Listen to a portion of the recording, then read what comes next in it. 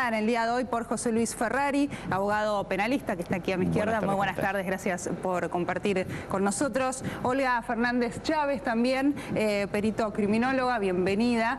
Y como expertos también que nos ayuden a entender un poco cómo está en estos momentos el caso, teniendo en cuenta que sí será una semana fundamental. El día martes vence el plazo para que el juez defina la situación procesal de Mangieri. Sí, a lo largo de toda esta secuencia de tiempo desde que Mangieri queda detenido a raíz de sus contradicciones en su testimonial, todo lo que se fue incorporando fueron elementos de cargo y fue cerrándose el círculo en torno de él hasta que llegamos al momento de la obtención de el material de ADN que había bajo las uñas de la menor, situación por la cual se encuentra, al menos para esta instancia del proceso, acusado de haber asesinado a la menor. Seriamente comprometido en función de las muestras del ADN. A ver, ¿cuál? Está situado en la escena del crimen y la menor hace un movimiento, a mi entender, por supuesto, esto posteriormente lo indican los médicos, sí, un movimiento defensivo como para alejar el cuerpo del masculino que se la balanza, que en este caso es Mangieri. Claro. La defensa, por su parte, habla de otra persona que habría actuado junto a Mangieri. ¿Cuál sería en realidad la estrategia por parte de la defensa para tratar de salvar a Mangieri de esta situación, considerando que ya hay una prueba de ADN que lo compromete seriamente? Al tener la certeza, pues se trató de plantear alguna duda con respecto a si se podía haber plantado o no plantado ese ADN. Ese ADN no se puede plantar. Entiendo que trata de darle un rol secundario para bajarle la calificación. Claro. Pero a mi entender creo que va a ser difícil conseguir tal intención. ¿Por qué? Porque ¿cómo damos con el otro autor o con el coautor o con el partícipe? En principio sería una coautoría, lo cual le daría la misma pena que al autor. Claro. Así que me parece que por el momento tengo la impresión de que no están en un corralón sin salida. Creo que si se da el desarrollo lógico de la investigación, tiene que sobrevenir el día martes el procesamiento y prisión preventiva de Mangieri y posteriormente la Cámara revisará y oportunamente se discutirá en un juicio oral. Pero claro, estamos aventurando una pena para Mangieri de la posibilidad de, si lo califican como homicidio simple, tiene una pena de 8 a 25. Si es homicidio criminis causa, que podemos determinar de que Mangieri mata a la menor porque no la puede violar, eso le da una prisión perpetua. Claro. Otra situación. Hacía referencia a la posibilidad de que se plante ADN en una escena del crimen, en realidad en la víctima. Se ha hablado mucho a lo largo de la semana. ¿Existió algún caso en el cual se ha certificado o ha ocurrido esto, que se plante ADN en la escena o en la víctima puntualmente? A ver, en este caso sería dificultoso por el hecho de que, bueno, la autopsia se hace días antes de que incluso él sea sospechado, que la autopsia se hace el día martes, que es donde se recogen las muestras y luego se mandan al laboratorio. Claro.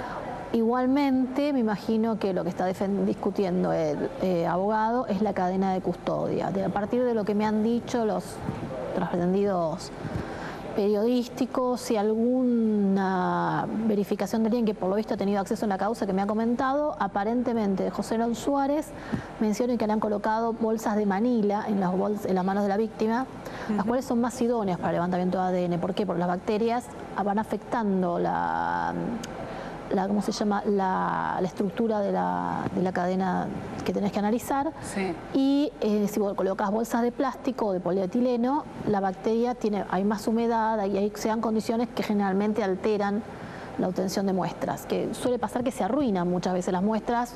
Un médico, por un ejemplo, un hisopado vaginal, lo toma y lo coloca desconociendo la técnica, desconociendo nuestros procedimientos, lo manda con una bolsa plástica y muchas veces arruina la muestra. Entonces, por eso es atípico que le coloquen bolsas plásticas. Sin embargo, aparentemente en la descripción, el cuerpo llega a Corte Suprema con bolsas de polietileno, lo cual es contrario a la técnica. Pero habría que ver específicamente si fue un problema de error de tipeo, si fue un problema, o específicamente qué es lo que ocurrió, porque yo no tengo acceso a la causa para analizarlo. Aparentemente, esto lo han analizado y por lo que ha dicho Pierri, analizando 150 páginas que componían todo lo que era la evidencia de la cadena de custodia, y en base a eso ellos llegaron a la conclusión de que la cadena de custodia es cuestionable. Claro, pueden pedir que se vuelva a realizar este análisis. El tema es que si la cadena de custodia no es fiable, directamente esa evidencia debe descartarse. Se podrán analizar las otras, las que no entraron en esa Hay pericias que todavía no se ha conocido el resultado, como por ejemplo las que se realizaron sí en el sótano, en el automóvil de Mangieri y demás. Claro, en el ¿cómo se llama? En las sogas. Y en las sogas también con las que ataron. Claro, sí. Porque lleva más tiempo, porque las sogas no solamente se analizan en superficie, sino dentro de los nudos. Muchas veces hay que abrir todo lo que es cuando son hilos, fibras entrelazadas, hay que abrirla para analizarlo. Claro, parte de la técnica. No, pero aún el defensor trabaja de defensor y celebro que así sea. Lo que ha conseguido ciertamente Pierri y su equipo de letrados es ganar la batalla de la opinión pública, porque la opinión pública cree que Mangieri es inocente, y esto es muy difícil. Se apunta más al entorno familiar que al propio portero, aún con las pruebas, digo, la gente en la calle, esto hay que decirlo. Pero por supuesto. Y también en los medios de comunicación. Bueno, muchos dicen, no, yo creo que el portero es inocente, aún con las pruebas de ADN, y esto avala también la defensa por parte de Pierri. Esto es, pero sumamente llamativo. ¿Por qué? Porque estamos, a mi entender, poniendo en tela de juicio el buen nombre y honor de funcionarios que son muy prestigiosos y poniendo y discutiendo en sí a uno de los poderes del Estado, que es la justicia, y sus auxiliares, que son los peritos. Me parece que aún si hubiera algún vicio, las garantías constitucionales son importantes, no, importantísimas. Te explico por qué. Porque vos podés concurrir en el derecho penal como víctima o como victimario. Sí. Típico ejemplo, vas manejando y atropellas a alguien.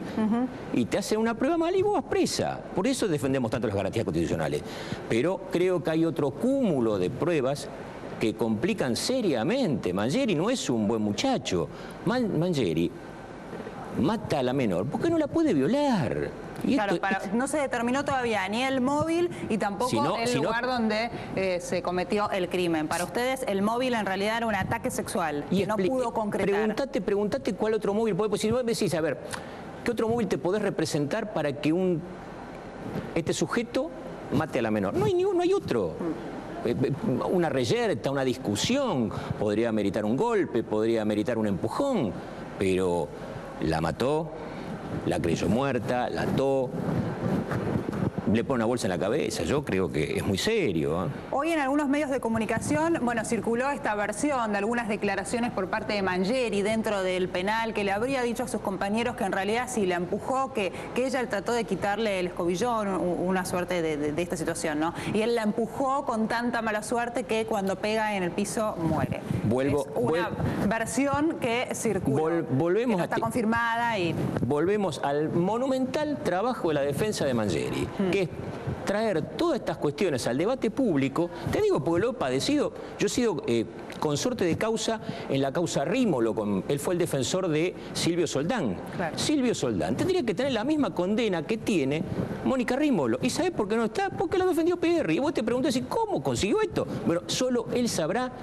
Y en esta situación pasa lo mismo. Vos decís, ¿cómo puede traer este comentario? Sin embargo, lo trae, lo instala y la gente lo cree. Esto es muy serio. Claro. Aún con menos pruebas de las que se cuenta hoy en día y que sí incriminan a Mangieri, se han condenado a muchísimos... A Bermúdez, el principal implicado en el secuestro y homicidio de Candela Sol Rodríguez, a quien defendí, lo tuvieron con nada 2 años preso. Claro. Con nada, ¿eh? Ahí sí, con ADN plantado en la Casa Rosa. Un vasito con aceite que tenía el ADN de la nena, que la misma Cámara de Apelaciones de Morón cuestionó que la nena ya estaba en esa casa y que el ADN estuviera ahí. Claro. Olga, ¿coincidís también que el móvil fue un ataque sexual?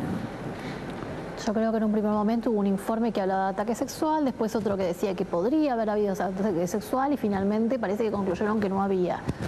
¿Por qué se dan esas contradicciones? Hay diferencia de criterio entre peritos que suele pasar. Sí. Es habitual. Esa diferencia de criterios entre peritos es también un tema de la fiabilidad de las ciencias, que es algo de lo cual yo critico mucho. O sea, claro. ¿Qué tan confiable es una conclusión en base al fundamento científico que la sustente? Entonces esto va a requerir, obviamente me imagino que van a terminar haciendo un comité, un evaluador como para llegar a una conclusión al respecto. Claro, sí, fue un caso también, a ver, que impactó mucho en la sociedad en general, en los medios de comunicación y que también estuvo lleno de contradicciones. Desde el momento cero en el cual sí se dijo que habría un posible ataque sexual, paralelamente las contradicciones del mismo Mangieri, de su mujer también, distintas informaciones que luego fueron desmentidas. Uno lleva muchos años en el ejercicio de la profesión y no deja de ser llamativo la repercusión que tiene la opinión pública, no deja de ser un homicidio. En tentativa de ataque sexual. No deja de ser eso. ¿Por qué la opinión pública se hace eco? Creo que al principio cerraba justo, desaparece en las inmediaciones de la planta de tratamiento, en la planta de transferencia del SEAMSE. Creo que eso hace llamativo, gente grande, camionero, la basura, deshacerse del cuerpo. Creo que daba un típico caso de inseguridad, daba por ese lado. Despejada esa situación, la fiscal con muy buen criterio, ¿qué hace? Busca en el entorno familiar, pero muy buen criterio, que fue tomado poco menos que creo que ahí es donde se dispara el interés de la opinión pública. De hecho, esta semana volvió a surgir, digamos, se volvió a poner el foco en la familia a raíz de esta supuesta escucha que habría presentado el padre, Franklin Rawson, y una supuesta discusión. Digo, ningún vecino, a mí lo que me sorprende también es el hermetismo por parte de los vecinos. Ningún vecino escuchó absolutamente nada, no solamente ese día, sino con anterioridad. Cuando uno vive en un edificio, tanto, bueno, el encargado como muchos vecinos... El encargado sabe lo que vos haces en tu casa. Conoce, claro, perfectamente. Y además los vecinos, se sabe cuando en una familia se discute mucho, cuáles son las internas, se suele conocer. A mí también me llama la atención. Han declarado, sí, 26 vecinos esta semana, no ha trascendido lo que han dicho, y con la prensa tampoco quisieron hablar. Y a mi entender, misteriosamente el señor Rawson está muy pendiente de la vida de su exesposa, a mi entender. Es llamativo. Tendría que consultar a un psicólogo. Muy bien, pero capaz hay un motivo ahí, porque eso también despierta... Decime, ¿tiene una sospecha o tiene algún indicio de que el actual marido de su exesposa puede tener algún grado de participación? Porque si tiene alguna sospecha que había alguna situación irregular, la tenía que haber tenido antes, donde permitió que vivieran su hija con dos hermanastros ahí en el living del departamento, un departamento de escasos 50 metros cuadrados. Sí, donde él también vivía antes de separarse. Él de hecho dijo que conocía a Mangieri, que vivió allí en ese edificio, que tenía un trato de hola y chao, un saludo cordial y no mucho más. También llamó la atención eso, que una familia tan numerosa viviera en un departamento tan pequeño, y lo cierto es que a raíz de algunos indicios la sociedad sigue mirando a la familia. Y digamos que es un personaje llamativo, el padrastro. Fueron llamativas sus declaraciones a las pocas horas de conocerse este horrendo crimen. Fue llamativa también la reacción por parte de la madre, y lo cierto es que al padre es al único que se lo ha notado atravesando de alguna u otra manera un duelo. Nadie reacciona como nosotros entendemos que tendría que reaccionar. Primera cuestión. No sabemos cómo está la mamá de Ángeles porque no la vemos. Y realmente entiendo que situación como esta debe estar devastada. Exponerse a la opinión pública es muy fuerte también. Yo creo que esto le pasó al padrastro. Creo que al principio, ¡boom!, la cámara de televisión, y después la cámara de televisión te pasa por arriba. Y creo que se empiezan a desnudar o empiezan a aparecer otras cosas que no querés que aparezcan. En la medida que vos te haces conocido, perdés intimidad. Claro. Y es natural que así sea. Bien, hoy por la mañana los peritos de parte estuvieron presentes allí en el penal de Ezeiza para entrevistar a Mangieri, para tratar de ir definiendo su perfil, su personalidad. Si les parece, compartimos juntos parte del testimonio de los peritos justamente cuando salían de esta entrevista con Mangieri. Recién dijeron, no son pericias, ya lo dijimos, las pericias se hacen en el cuerpo médico forense. Esta es una visita para conocerlo, para acompañarlo, para que nosotros cuando se hagan las pericias, que consiste en el caso de la pericia psicológica, la toma de test, las va a hacer un psicólogo o una psicóloga del cuerpo médico forense, y nosotros acompañamos al imputado, y si se hacen a otras personas también vamos a estar de parte de él, acompañando el proceso, viendo cómo se hacen los informes, viendo si estamos de acuerdo o no, ampliándolos si hace falta, pero nosotros no vinimos acá a hacer pericias. Eso es lo que más lo angustia, y llora muchísimo cuando se refiere a su señora. No es secreto, ya lo saben ustedes, a la mamá, a los chicos. La verdad que es un hombre, en esto creo que sí puedo expresarlo, a veces se han visto imágenes en las cuales se ve como medio un chiquilín y no lo es. Eso sí, no lo es. Bien, parte de las conclusiones entonces de los peritos hoy por la mañana. Decían lógicamente que sí lo notaban angustiado, que había bajado de peso, que tiene asistencia psicológica, y también ellos decían, porque la última información es que aparentemente Mangieri no declararía el día de mañana, es decir, que se negaría a declarar. Los peritos decían, nosotros en realidad no estamos en condiciones de decir, no está en condiciones de declarar, en condiciones psicológicas. ¿Es así? ¿Es el abogado efectivamente el que decide? El defensor oficial, el doctor Garay, muy buen defensor, con buen criterio, entiende de que su situación se veía agravada, con lo cual sabiamente le recomienda no declarar. Bien. Estos defensores, que no son menos pillos que los anteriores, le sugieren lo mismo, no declarar.